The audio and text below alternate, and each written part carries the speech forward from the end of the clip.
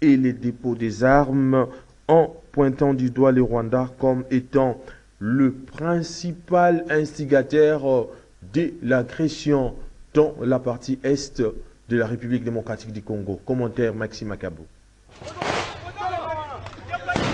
La violence dans l'est de la République démocratique du Congo s'intensifie entre le FARDC et le M23, alors que les États-Unis ont officiellement appelé le Rwanda à mettre fin à son soutien au groupe rebelle M23 et à retirer immédiatement ses forces armées rwandaises du territoire congolais.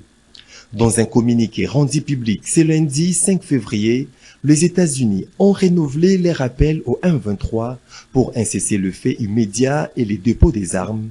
Ils ont également pointé du doigt le Rwanda comme étant le principal instigateur de l'agression dans la région. Par ailleurs, enseigne le communiqué, le secrétaire d'État américain Anthony Blinken avait discuté du conflit persistant dans l'Est avec l'ancien président kenyan Uhuru Kenyatta, soulignant l'importance du processus de Nairobi et l'appui des leaders régionaux pour résoudre la crise. Anthony Blinken a insisté sur la nécessité du dialogue et de la coopération régionale pour ouvrir la voie à la réconciliation avec les groupes armés. Pendant ces temps, la position du président congolais Félix Antoine Tshisekedi Tshilombo a également été réaffirmée, rejetant catégoriquement tout dialogue avec le rebelle du M23 soutenu par le Rwanda lors de la cérémonie d'échange de vœux avec les diplomates accrédités en RDC. Félix Tshisekedi a souligné les caractères non négociables de la souveraineté et a affirmé que le FARDC resterait engagé jusqu'à l'éradication complète du M23. Sur terrain, de nouveaux combats font rage dans les territoires des Massissi, notamment à Mweso, où l'armée bombarde les positions du M23. Situation de l'insécurité à l'est de la République démocratique du Congo avec l'agression rwandaise sous couvert du M23. L'acteur politique de l'Union sacrée pour la nation, Fumutoto Basanga, parle des 5 principes pour mettre fin à la situation de l'insécurité qui endeuille la partie est de la République démocratique du Congo. Il est au micro de Junior Bolafa. Je pense que le chef a dit qu'il ne va pas négocier avec le 23. Fumutoto Basanga de l'Union sacrée parle de 5 principes pour lesquels nous devons à tout prix mettre fin à la guerre qui sévit à l'est de la République démocratique du Congo. C'est vrai que la situation est complexe parce qu'une guerre en polémologie est un conflit international qui oppose naturellement des États. Mais maintenant, il s'agit d'un État qui nous attaque à travers nos propres frères congolais, donc distraits. Qu'est-ce qui va arriver? Nous devons à tout prix mettre fin à cette guerre par 5 principes.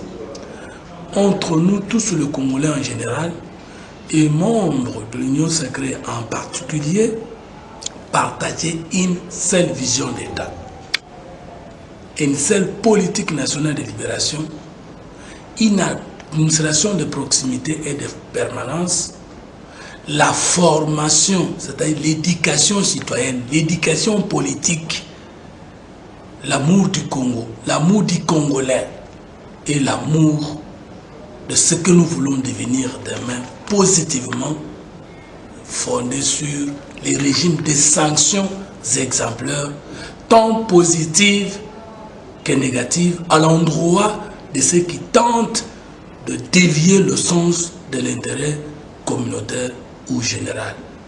Dès que nous avons formé les Congolais à aimer le Congo, et que chacun de nous doit comprendre, la raison d'être congolais, la conscience congolaise, la solidarité, le sens de l'unité, nous avons directement le développement. Donc, nous faisons déjà la guerre au Rwanda parce que le 23 est un envoyé du Rwanda. Nous ne pouvons pas alors déclarer une deuxième guerre contre le Rwanda comme si le 23 n'était pas la présence rwandaise chez nous. Et donc, nous devons arriver à mettre l'homme qu'il faut à la place qui fait défaut.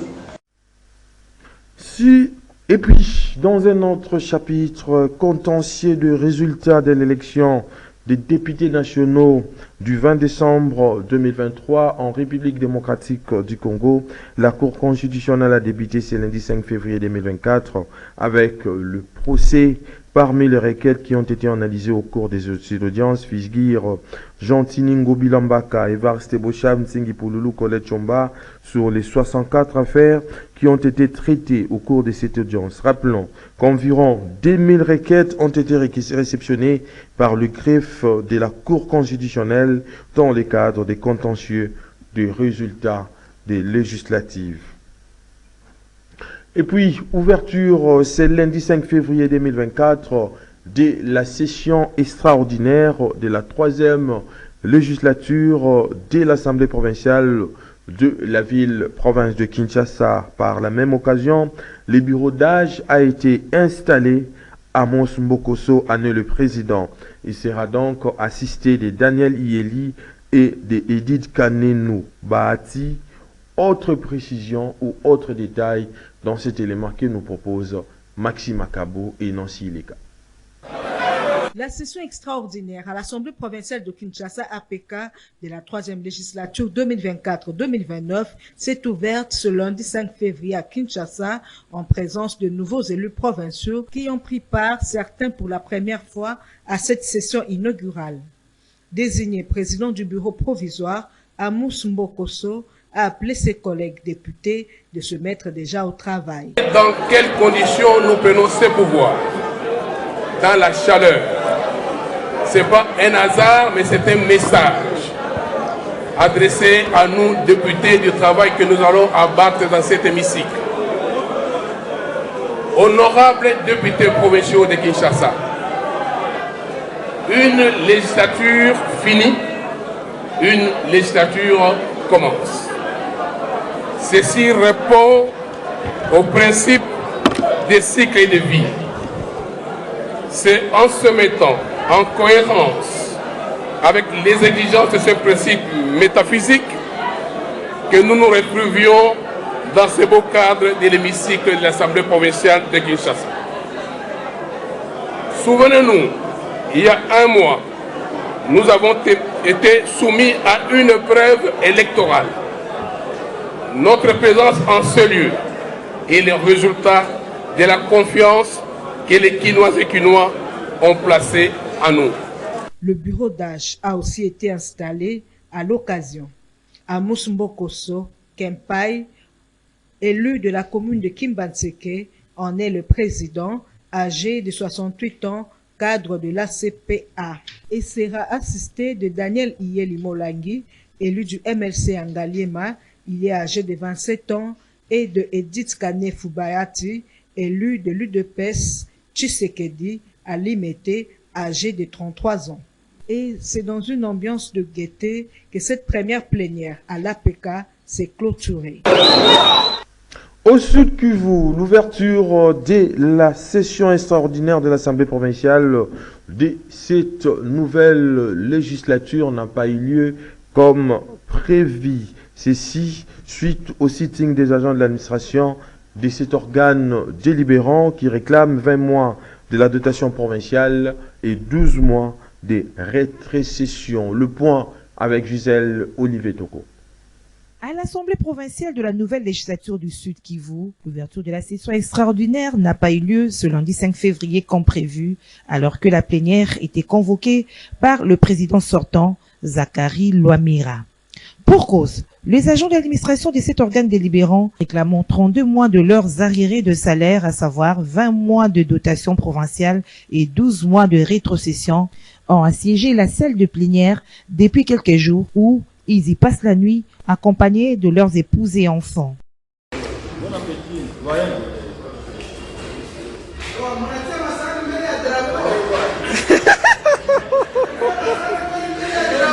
Toutes les entrées sont bloquées par de barricades. Difficile pour les nouveaux élus provinciaux du Sud Kivu d'accéder à l'enceinte de l'Assemblée provinciale. À en croire, ces agents composés principalement du personnel de l'administration, des services techniques et travaux parlementaires, leurs revendications iront jusqu'à ce qu'ils obtiennent gain de cause.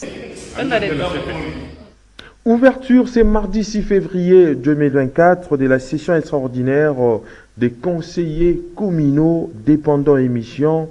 Quel est le rôle d'un conseiller communal, municipal plutôt? Élément de réponse dans ces commentaires signés Nadine Tchouchigombo.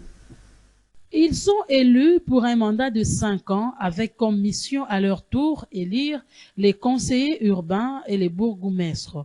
Le rôle du conseiller communal est de délibérer sur les questions d'intérêt communaux. Il s'agit notamment des problèmes d'hygiène publique, l'éclairage public, l'entretien des routes dans leurs communes respectives. C'est ce mardi 6 février 2024 que s'ouvre la session extraordinaire des conseils communaux avec des conseillers nouvellement élus dans les chefs-lieux de 26 provinces. Une première depuis l'avènement de la Troisième République. Déjà, le VPM de l'Intérieur, se référant à l'article 16 de la loi organique portant composition, organisation et fonctionnement des entités territoriales décentralisées, a demandé au gouverneur d'instruire les chefs de bureau de chaque commune de présider la séance d'ouverture du conseil communal, organe délibérant de la municipalité. Dans une déclaration politique rendue publique le samedi 3 février 2024, le membre de la conférence de présidents du regroupement politique Action pour l'unité nationale ont salué l'installation de l'honorable A.G. Matembo Toto, questeur du bureau d'âge de l'Assemblée nationale, et cette formation politique a ensuite pris acte de la démission de l'honorable Kitwa Ida et son parti politique direct et tire toutes les conséquences des droits qui s'imposent. Suivez plutôt l'honorable Jean-Jacques Kampunga dans cet extrait choisi pour vous par Nadine Tchouchigombo. Réunis en session extraordinaire le samedi 3 février 2024, les membres de la conférence des présidents de l'Action pour l'unité nationale AUN, notamment les hauts cadres Willy Michiki, Pierre Kangoudia, Eva Mwakassa, Laurent Batoumona, ont, entre autres, retiré leurs félicitations au chef de l'État, Félix Tshisekedi, pour sa brillante réélection à l'élection présidentielle de 2023 et lui promettent leur soutien indéfectible pour la réussite de son deuxième quinquennat. Aussi, l'AUN prend acte de la démission de l'honorable Kitwa Ida et son parti direct et tire toutes les conséquences des droits qui s'imposent. Honorable Jean-Jacques Pongo. Nous, membres de la conférence des présidents de l'AUN, réunis ce jour en session extraordinaire, déclarons ce qui suit. Tenons à réitérer nos félicitations au chef de l'État, notre haute autorité morale, son Excellence Félix Antoine Tshilombo, pour sa brillante réélection à l'élection présidentielle du 20 décembre 2023 et lui promettons tout notre soutien indéfectible pour la réussite de son deuxième quinquennat au profit des Congolaises et Congolais. 2. Félicitons les honorables députés nationaux et provinciaux élus sur les listes de l'AUN et nous réjouissons de l'installation de l'honorable Moïse A.G. Matembo Toto Age comme questeur du bureau d'âge de l'Assemblée nationale. 3. Saluons la cohésion au sein de l'AUN et aussi prenons acte de la démission de l'honorable Kitwa Godalena Ida, de son parti politique direct, membre de l'AUN, et de son poste de présidente nationale du dit parti. Suivant évidemment sa lettre de démission nous transmise par le parti politique direct. Dès lors, la conférence des présidents des AUN tire toutes les conséquences de droits qui s'imposent. Notez que cette plateforme politique du pouvoir, pas de moindre, réunit plusieurs poids lourds de la scène politique congolaise. Mesdames et messieurs, vous avez compris certes que la déclaration a été lue par M. Jean-Jacques Kampanga et non Jean-Jacques Kampunga, comme je venais de le dire tantôt. Et puis, les leaders de groupes d'autodéfense ont adhéré au parti politique Alliance des nationalistes congolais, ANC, un parti politique qui soutient la vision du président de la République, Félix Antoine Tshisekedi Tshilombo. Cette nouvelle a été donnée par Hussein Nebongo, secrétaire général et porte-parole de cette formation politique. Suivez.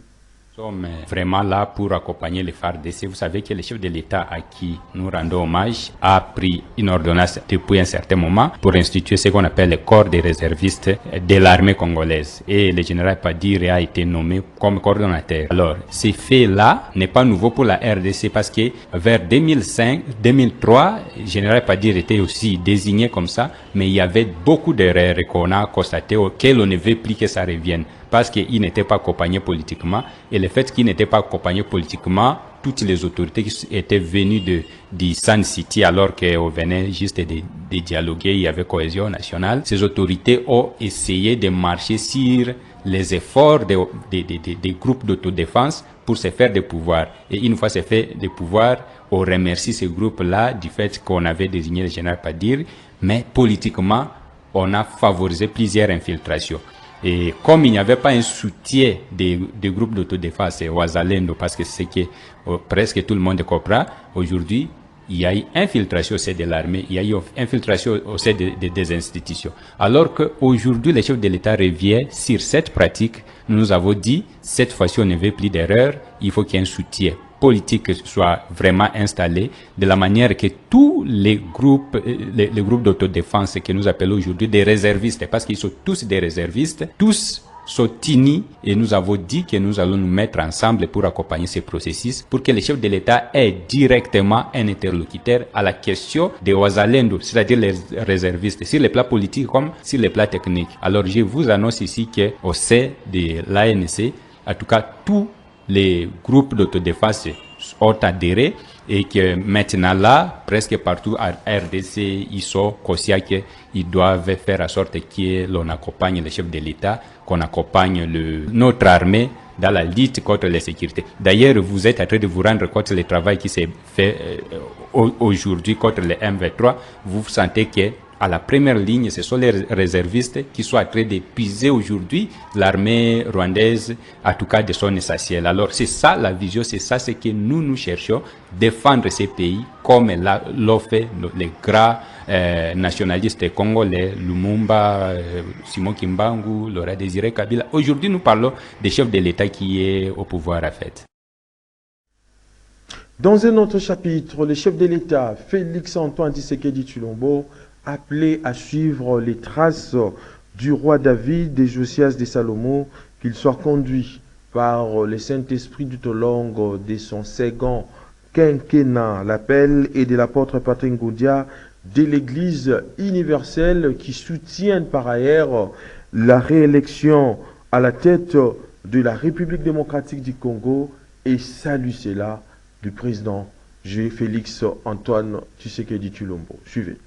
Voilà, nous saluons la réélection du président Félix Antoine Tshisekedi pour son deuxième mandat dans notre pays.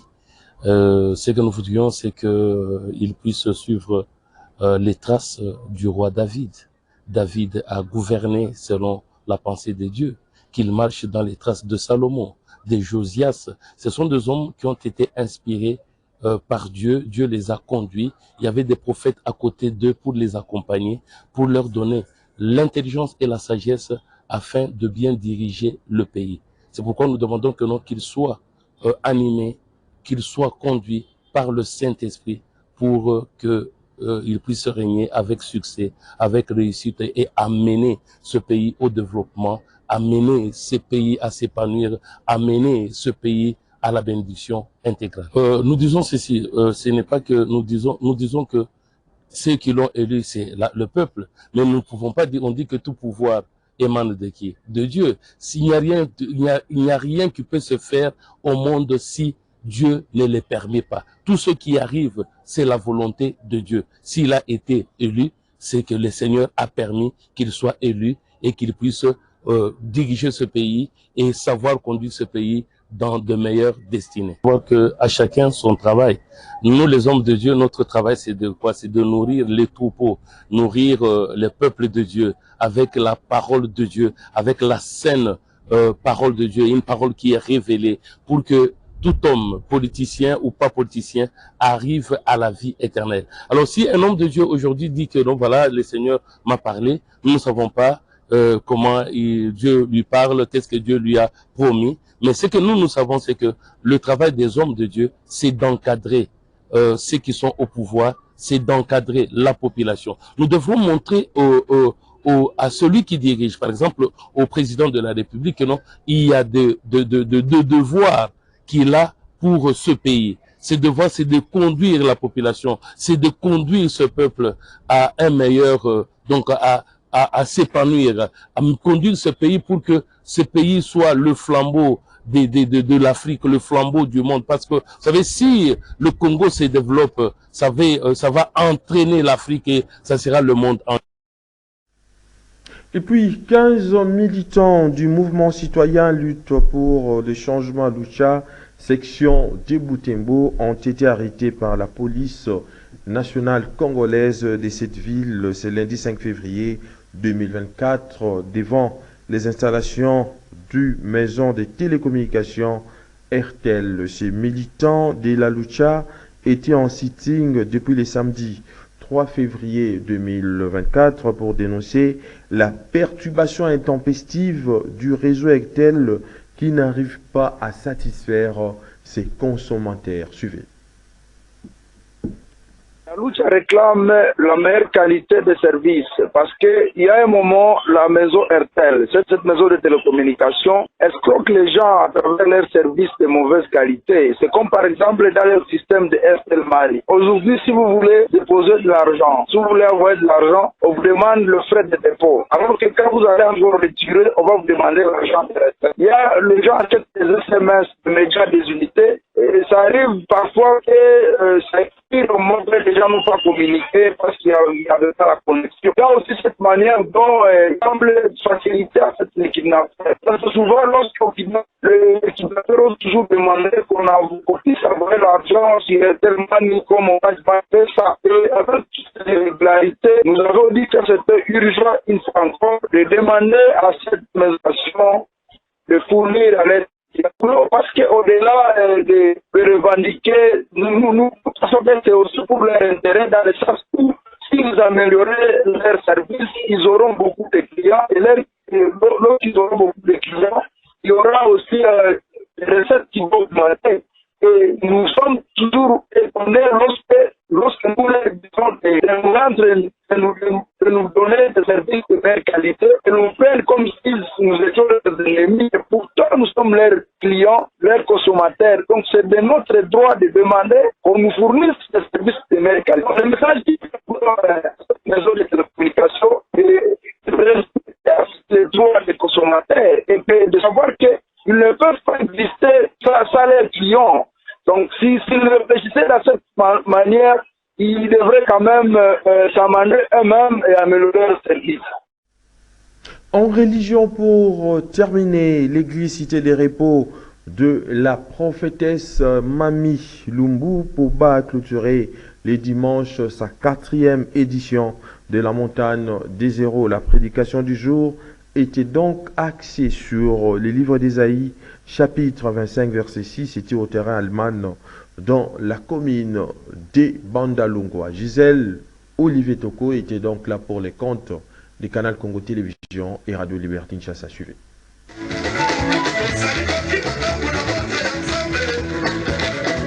Du 31 au 4 février 2024, le terrain allemand de Bandalungwa Chibango a vibré sous les rythmes d'intenses moments de prière, de prophétie, de louange et d'adoration avec l'église Cité de Repos à travers sa 4e édition de la montagne des Zéros.